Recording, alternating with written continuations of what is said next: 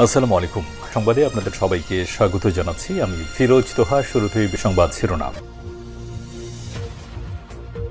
জানিয়ে দেব এই মুহূর্তে হাতে পাওয়া সর্বশেষ গুরুত্বপূর্ণ আপডেট বাংলা সংবাদ।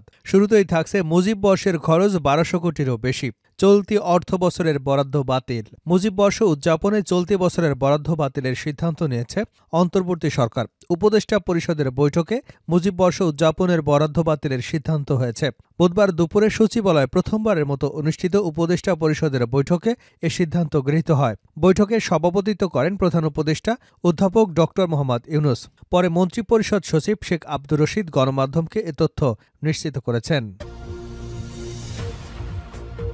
এবারে জানাবো, দীর্ঘ ১৫ বছর পর সেনাকুঞ্জে যাচ্ছেন খালেদা জিয়া। সশস্ত্র বাহিনী দিবসে সেনাকুঞ্জে সংবর্ধনা অনুষ্ঠানে যাবেন বিএনপির চেয়ারপারসন খালেদা জিয়া। আগামীকাল ২১শে নভেম্বর বিকাল ৩টায় গুলশানের বাসভবন থেকে রওনা হবেন তিনি। বিষয়টি নিশ্চিত করেছেন বিএনপি চেয়ারপারসনের ব্যক্তিগত সচিব এবিএম সাত্তার। তিনি জানান, সেনাবাহিনীর সর্বোচ্চ পর্যায় থেকে বেগম খালেদা জিয়াকে নিমন্ত্রণ করা হয়েছে। এদিকে সায়েন্স ল্যাবের সংঘর্ষ থামাতে কাঁদানে গ্যাস, সাউন্ড গ্রেনেড নিক্ষেপ। রাজধানীর সায়েন্স ল্যাব এলাকায় ঢাকা কলেজ এবং সিটি কলেজের শিক্ষার্থীদের মধ্যে সংঘর্ষ ২ ঘণ্টায়ও থামেনি। স্বাভাবিকভাবে পরিস্থিতি নিয়ন্ত্রণে ব্যর্থ হয়ে কাঁদানে গ্যাস এবং সাউন্ড গ্রেনেড নিক্ষেপ করেছে পুলিশ। বুধবার দুপুরে এ সংঘর্ষ শুরু হয়। এতে সায়েন্স ল্যাব এলাকায় তীব্র যানজটের সৃষ্টি হয় এবং সব ধরনের যান চলাচল বন্ধ হয়ে যায়। জানাবো, স্ত্রীর মরাদেহ নিয়ে ফেরার সময় সড়ক দুর্ঘটনায় স্বামীরও মৃত্যু। ঢাকা মেডিকেল কলেজ হাসপাতাল থেকে স্ত্রীর মরাদেহ অ্যাম্বুলেন্সে নিয়ে বাড়ি ফিরছিলেন ফরিদুল ইসলাম। সঙ্গে ছিলেন আরও কয়েকজন। ঢাকার ধামরাই উপজেলার বালিথা এলাকায় এসে চাকা ফিটে গেলে অ্যাম্বুলেন্সের নিয়ন্ত্রণ হারান চালক। এ সময় অ্যাম্বুলেন্সটি সড়কের পাশে গাছে ধাক্কা লাগলে ঘটনাস্থলে মারা যান ফরিদুলও। এবারে থাকছে, অন্তর্বর্তী সরকার দ্রুত জঞ্জাল সরিয়ে নির্বাচনের ব্যবস্থা করবে। বিএনপির মহাসচিব মির্জা ফখরুল ইসলাম আলমগীর বলেছেন, জনতার আন্দোলন ও গণঅভ্যুত্থানের মাধ্যমে হাসিনা সরকারের পতন হয়েছে। বর্তমান অন্তর্বর্তী সরকার ৩ মাসের মধ্যে অনেক কাজ করেছে। যত দ্রুত সম্ভব তারা জঞ্জাল সরিয়ে নির্বাচনের ব্যবস্থা করবে। এবং সর্বশেষ জানাবো, হৃদয় বিদারক আন্তর্জাতিক সংবাদ। প্রতি ৩০ মিনিটে একজন শিশুকে হত্যা করছে ইহুদিবাদী ইসরায়েল।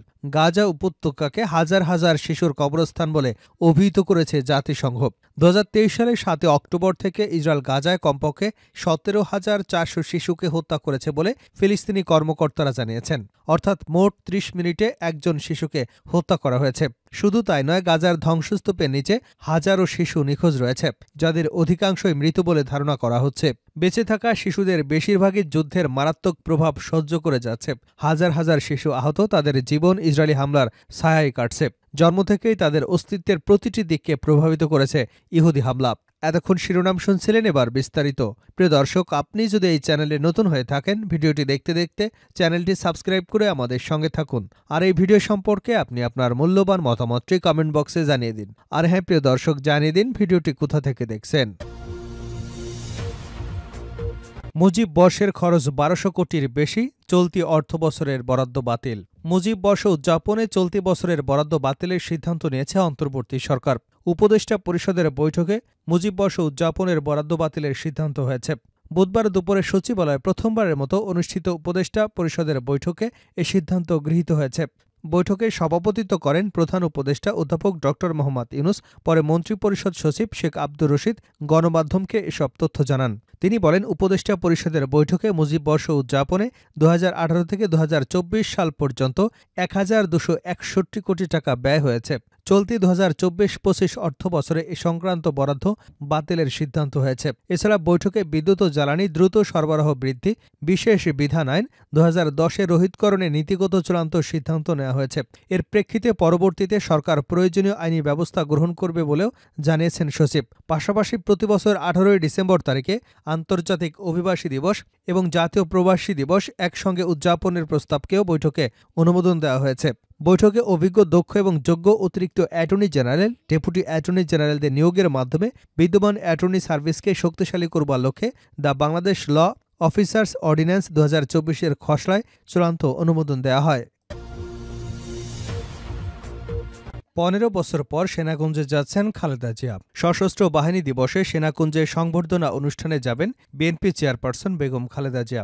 আগামীকাল 21শে নভেম্বর বিকাল 3টায় গুলশানের বাসভবন থেকে রওনা হবেন তিনি। বিষয়টি নিশ্চিত করেছেন বিএনপি চেয়ারপারসনের ব্যক্তিগত সচিব এবিএম সাত্তার। তিনি জানান, সেনাবাহিনীর সর্বোচ্চ পর্যায় থেকে বেগম খালেদা জিয়াকে নিমন্ত্রণ করা হয়েছে। 2018 ফেব্রুয়ারিতে কারারুদ্ধ হবার পর এই প্রথম কোনো রাষ্ট্রীয় অনুষ্ঠানে অংশ নিচ্ছেন বেগম খালেদা জিয়া। মঙ্গলবার দুপুরে রাজধানীর গুলশানের বিএনপির চেয়ারপারসনের রাজনৈতিক কার্যালয়ে চেয়ারপারসনের একান্ত সচিব এবিএম আব্দুল সাত্তার বেগম খালেদা জিয়ার আমন্ত্রণপত্র গ্রহণের বিষয়টি নিশ্চিত করেছেন। দলীয় সূত্র জানিয়েছে, সশস্ত্র বাহিনী দিবস উপলক্ষে বিএনপির মহাসচিব মির্জা ফখরুল ইসলাম আলমগীর, স্থায়ী কমিটির সদস্যসহ 26 জনের নামে আমন্ত্রণপত্র দেওয়া হয়েছে। সায়েন্স ল্যাবে সংঘর্ষ থামাতে কাঁদানে গ্যাস, সাউন্ড গ্রেনেড নিক্ষেপ। রাজধানীর সায়েন্স ল্যাব এলাকায় ঢাকা কলেজ এবং সিটি কলেজের শিক্ষার্থীদের মধ্যে সংঘর্ষ 2 ঘণ্টায়ও থামেনি। স্বাভাবিকভাবে পরিস্থিতি নিয়ন্ত্রণে ব্যর্থ হয়ে কাঁদানে গ্যাস এবং সাউন্ড গ্রেনেড নিক্ষেপ করেছে পুলিশ।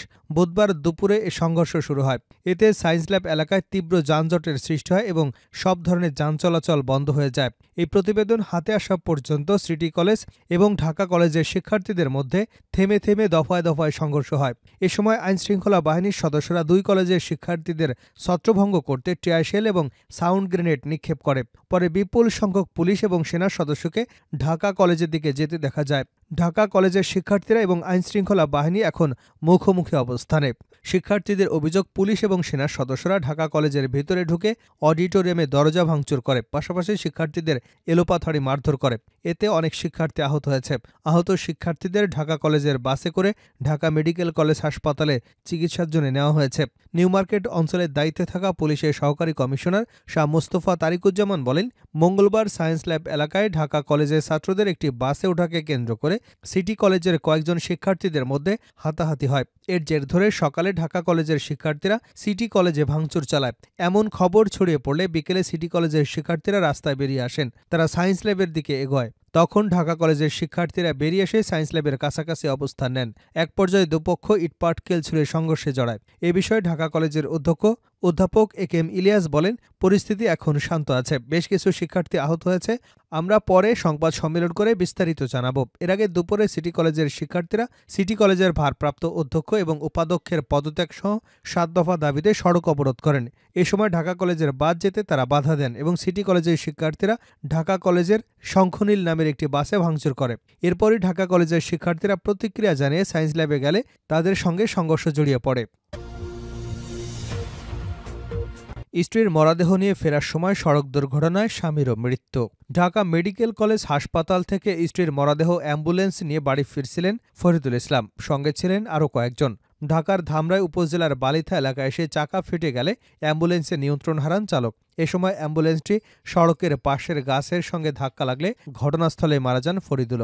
আজ বুধবার দুপুর 12টার দিকে ঘটে ঘটনা। নিহত ফরিদুল ইসলামের বাড়ি পাবনা সদরের রাজাপুরে। তবে ঢাকায় থাকতেন তিনি। তার শ্বশুরবাড়ি মানিকগঞ্জের ধানকোড়া গ্রামে। মানিকগঞ্জের গোল্ডা হাইওয়ে থানা পুলিশ জানায়, বুধবার সকালে ঢাকা মেডিকেল কলেজ হাসপাতাল থেকে অ্যাম্বুলেন্সে করে স্ত্রী সুলতানার মরদেহ নিয়ে মানিকগঞ্জের ধানকোড়া গ্রামে যাচ্ছিলেন স্বামী ফরিদুল ইসলাম সহ কয়েকজন। দুপুর 12:15টার দিকে তাদের বহনকারী অ্যাম্বুলেন্সের চাকা ফেটে যায়। এতে চালক নিয়ন্ত্রণ হারালে অ্যাম্বুলেন্স ঢাকা আরিচা মহাসড়কের আরিচামুখী লেন পরিবর্তন করে ঢাকামুখী লেনে সড়কের পাশে গাছের সঙ্গে ধাক্কা লাগে। এতে ঘটনাস্থলে মারা যান ফরিদুল। এ সময় অ্যাম্বুলেন্সে থাকা হেনা খাতুন এবং রাইসুল ইসলাম আহত হন। স্থানীয় লোকজন তাদের উদ্ধার করে ঢাকা মেডিকেল কলেজ হাসপাতালে পাঠিয়েছে। খবর পেয়ে গোল্ডা হাইওয়ে থানা পুলিশ মরদেহ উদ্ধার করে। শেষ করছে আন্তর্জাতিক সংবাদ দিয়ে। প্রতি 30 মিনিটে একজন শিশুকে হত্যা করছে ইসরায়েল। গাজা উপত্যকাকে হাজার হাজার শিশুর কবরস্থান বলে অভিহিত করেছে জাতিসংঘ। 2023 সালের 7 অক্টোবর থেকে ইসরায়েল গাজায় কমপক্ষে 17,400 শিশুকে হত্যা করেছে বলে ফিলিস্তিনি কর্মকর্তারা তথ্য দিয়েছেন। অর্থাৎ প্রতি 30 মিনিটে একজন শিশুকে হত্যা করা হয়েছে। শুধু তাই নয়, গাজার ধ্বংসস্তূপের নিচে আরও হাজার হাজার শিশু নিখোঁজ রয়েছে, যাদের অধিকাংশই মৃত বলে ধারণা করা হচ্ছে। বেঁচে থাকা শিশুদের বেশিরভাগই যুদ্ধে মারাত্মক প্রভাব সহ্য করে যাচ্ছে। হাজার হাজার শিশু আহত, তাদের জীবন ইসরায়েলি হামলার ছায়ায় কাটছে। জন্ম থেকেই তাদের অস্তিত্বের প্রতিটি দিককে প্রভাবিত করছে ইসরায়েলি হামলা। আল জাজিরার প্রতিবেদনে বলা হয়েছে, নিহত নথিভুক্ত শিশুদের মধ্যে অন্তত 1 বছরেরও কম বয়সী শিশু রয়েছে 710 জন, 1 থেকে 3 বছর বয়সীর শিশু রয়েছে 1793 জন, 4 থেকে 5 বছর বয়সী রয়েছে 1205 জন, 6 থেকে 12 বছর বয়সী রয়েছেন 4205 জন এবং 13 থেকে 17 বছর বয়সী রয়েছে 3342 জন। আল জাজিরার প্রতিবেদনে আরও বলা হয়েছে, 17,000-এরও বেশি শিশু কেউ বাবা অথবা মা-বাবা উভয়কেই হারিয়েছে। ডিফেন্স ফর চিলড্রেন ইন্টারন্যাশনালের একজন মুখপাত্র বলেছেন, আমরা একটি গণহত্যা প্রত্যক্ষ করছি। সেভ দ্য চিলড্রেন জানিয়েছে, ইসরায়েলে অব্যাহত হামলার কারণে প্রতিদিন 10 জন শিশু একটি বা উভয় পা হারাচ্ছে। অপারেশন এবং ক্ষতিগ্রস্ত পা কেটে বাদ দেওয়া হচ্ছে কোনো অ্যানেস্থেশিয়া ছাড়াই। ইউনিসেফের নির্বাহী পরিচালক ক্যাথরিন রাসেল বলেন, নিরাপদ পানি না পেলে অনেক শিশু রোগে আক্রান্ত হয়ে মারা যাবে। শিশুরা পানি শূন্যতার ঝুঁকিতে রয়েছে।